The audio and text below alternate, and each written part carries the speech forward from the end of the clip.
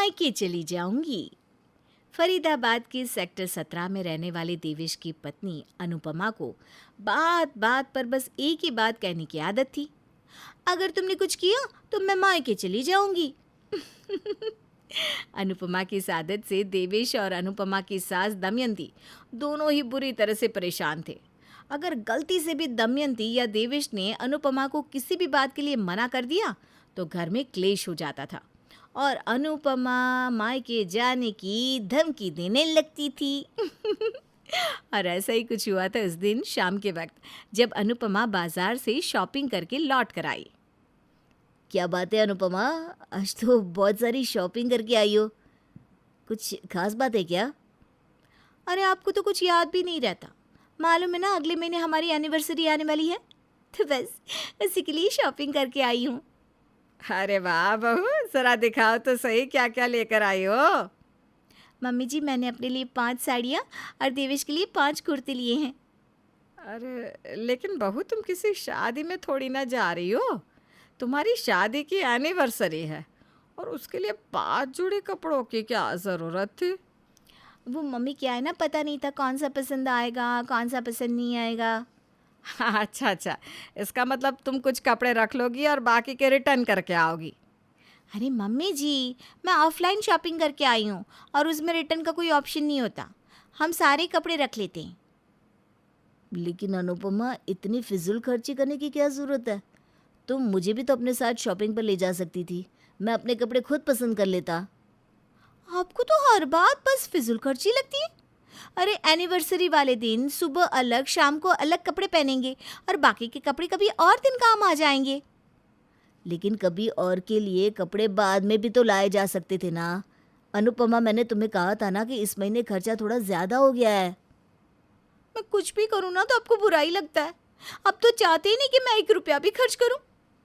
नहीं नहीं, ऐसी बात नहीं है बहू, देवेश तो बस ये कहने की कोशिश कर रहा है कि तुमने जो भी किया है वो सच में फिजूल खर्ची है। तुम्हें ना तुम दोनों के लिए बस एक एक जोड़ी कपड़े खरीद कर लाने चाहिए थे। एक काम करो, तुम उस दुकान वाले से बात करो, जो कपड़े काम के नहीं है वो वापस दे दो, इनके बदले हम बाद में कुछ और खरीद लेंगे। बिल्कुल भी नहीं, और अब अगर आपने मुझसे एक बार भी यह बात कही ना तो मैं अपने मायके चली जाऊंगी। अब इसमें मायके जाने वाली क्या बात है? अरे रहने देना बेटा, वैसे भी बहू बात बात पर मायके चली जाती है। और इस तरह से दमयंती और देवेश चुप हो जाते हैं। अगले दिन सुबह के वक्त, देवेश, मम्मी जी, मैंने आप दोनों की चाय बनाकर टेबल पर रख दी है, मैं अभी आती हूँ।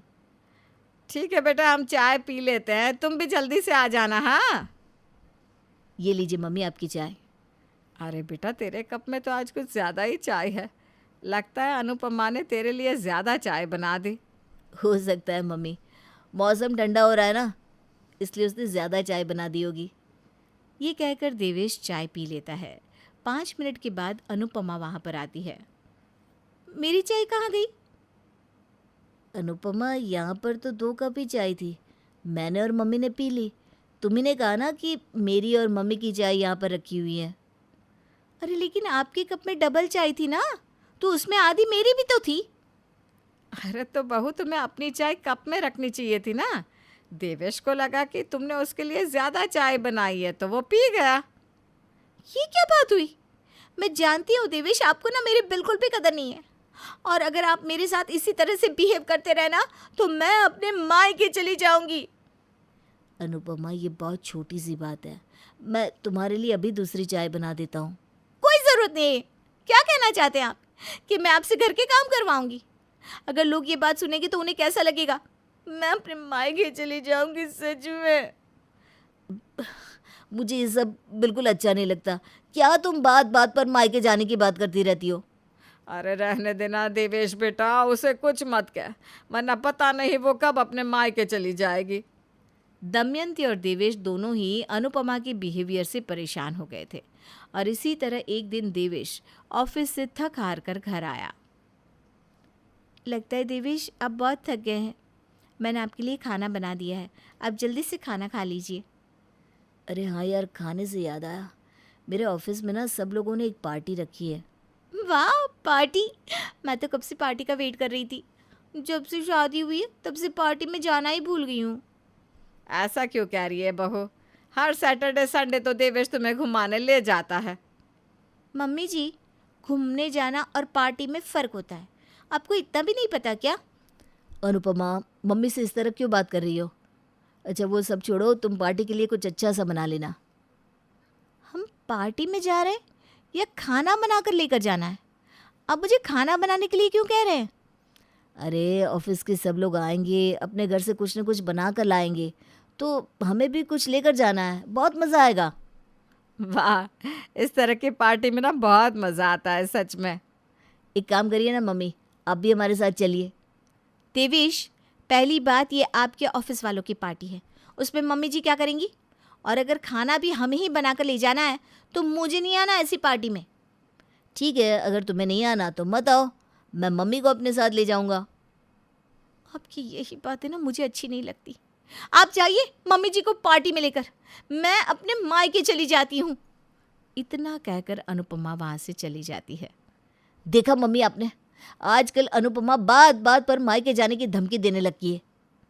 आजकल नहीं बेटा, वो तो हमेशा से ही ऐसा करती है, लेकिन क्या कर सकते हैं, इसका कोई इलाज भी तो नहीं। इलाज तो है मम्मी, और मुझे पता भी है कि क्या करना है। अच्छा ठीक है, फिर तू ही बता क्या करना है। अगली बार जब अनुपमा कहेगी ना कि मैं मायके चली जाती हूँ, तो मैं उससे कहूँगा कि ठीक है, तुम मायके चली जाओ, फिर देखता हूँ क्या होता है।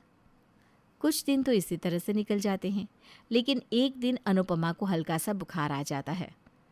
अनुपमा बेटा, आज तुम आराम करो, देखो घर का कोई काम करने की ज़रूरत नहीं है, हल्का सा बुखार है, ठीक हो जाएगा। अनुपमा, मैं ऑफिस जा रहा हूँ, अगर तुम्हें कुछ भी लगे तो तुम मुझे फ़ोन कर देना। मुझे बुखार है और आपको ऑफिस जाना है, ये नहीं कि मुझे हॉस्पिटल लेकर जाए। अरे बेटा, बहुत मामूली सा बुखार है, मैं तुम्हें काढ़ा बना कर देती हूँ और दवाई भी खा लेना, थोड़ी देर में तुम बिल्कुल ठीक हो जाओगी। इस घर में मेरी ना कोई कदर ही नहीं है, बीमार होने पर भी आप लोग मुझे हॉस्पिटल नहीं ले जाना चाहते, मैं अपने मायके चली जाती हूँ। हाँ, वैसे ये तरीका अच्छा है अनुपमा, तुम्हें ना अपने मम्मी पापा के घर चले जाना चाहिए, वो लोग तुम्हारा अच्छे से ख्याल भी रख लेंगे और तुम्हें हॉस्पिटल भी ले जाएंगे। क्या? ये आप क्या कह रहे हैं? कुछ नहीं, मैं ऑफिस जा रहा हूँ और तुम्हारे लिए गाड़ी भिजवा देता हूँ। अब ऐसी हालत में तुम ट्रेन से मायके जाओगी तो अच्छी बात नहीं है ना, तुम आराम से कार से चली जाना। हाँ हाँ देवेश बेटा, ये बात तो है, वैसे तुम ड्राइवर से कह देना कि बहू को हॉस्पिटल जाते हुए ले जाएगा। ठीक है मम्मी। अनुपमा, तुम अपना सामान पैक कर लो और मायके जाओ, और जब बुखार ठीक हो जाए ना तो फ़ौरन वापस लौट आना। दमयंती और देवेश की बात सुनकर अनुपमा चौंक जाती है, उसे समझ में नहीं आ रहा था कि वो इस तरह से क्यों कह रहे हैं। शाम के वक्त देवेश घर लौट कर आता है। अरे अनुपमा, मैंने तुम्हारे लिए कार भेजी थी, तुम अब तक यहीं हो, अपने मायके नहीं गई? अनुपमा की आंखों से आंसू बहने लगते हैं। क्या हुआ बेटा, अब इसमें रोने की क्या बात है, तुम मायके जाना चाहती हो तो चली जाओ ना, देवेश ने इंतज़ाम कर दिया है, आप क्यों परेशान हो। मुझे माफ़ कर दीजिए, मुझसे बहुत बड़ी गलती हो गई, आज मुझे समझ में आ गया कि आप लोगों को मेरी बात से कितनी तकलीफ़ होती होगी। मैं हर बात पर आपको बार बार कहती थी मायके चली जाऊंगी, मायके चली जाऊंगी, लेकिन मुझे ऐसा नहीं कहना चाहिए था। चलो अच्छा है, अब तुम्हें अपनी गलती का एहसास तो हुआ, अब बार बार ये धमकी देना तो बंद हो जाएगा। देखो, अब ना ज़्यादा लेक्चर देने की ज़रूरत नहीं है, वरना तुम मायके चली जाओगी। दमयंती की बात सुनकर तीनों हंसने लगते हैं और अनुपमा आगे से कभी ये बात ना कहने का प्रॉमिस करती है।